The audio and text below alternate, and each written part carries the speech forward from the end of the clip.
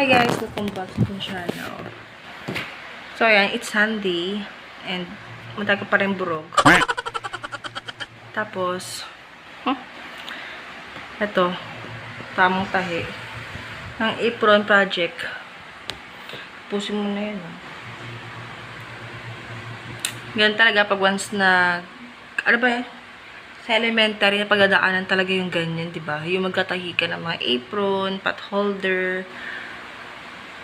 Mostly is, saan na pag-aaralan yan? Kasama yan sa pag-aaral. Siyempre, parang, paano ka matututo kung hindi ka matuturuan, di ba?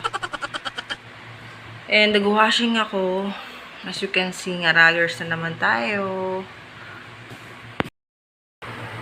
Hindi naman pantay yan. Sabi ko, lagyan mo ng sipit. Kasi wala tayong clean.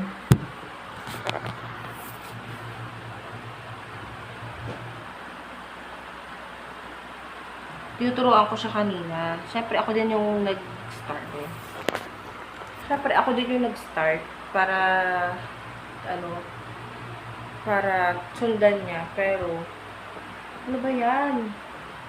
Tama ka talaga. Ayan o. Hindi naman pantay o. May naipit na naman na tela. Ikaw pantayin mo eh.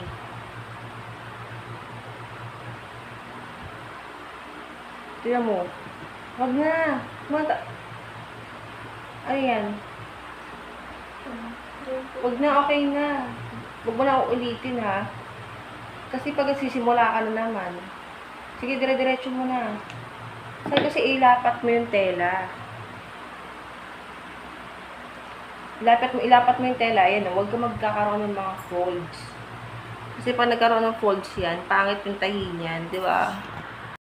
Tapos ko lang ang tawag dito, maglinis ng banyo, guys. Ayan. Hindi ko pa nalinisan. Ay, nako! Mas lalong bumabo. Wait lang. Ayan. Kakatapos ko lang maglinis ng banyo. Ako talaga naglinis ng banyo.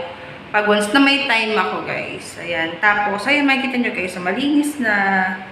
Ayan, nakalagay yan doon.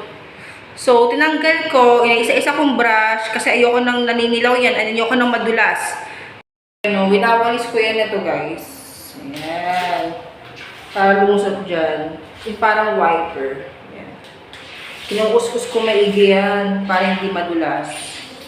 Tapos, syempre, pag nababasa kasi yung madulas, kaya nilalagyan namin nito. Ayan o.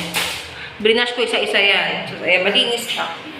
Kahit pa paano malinis na yung CR. So, it's time for me to take a bath. Pero half bath lang to, guys. Tapos, mag-aahit ako ng kilay. Diyos ko, nitsura ko. Ayan.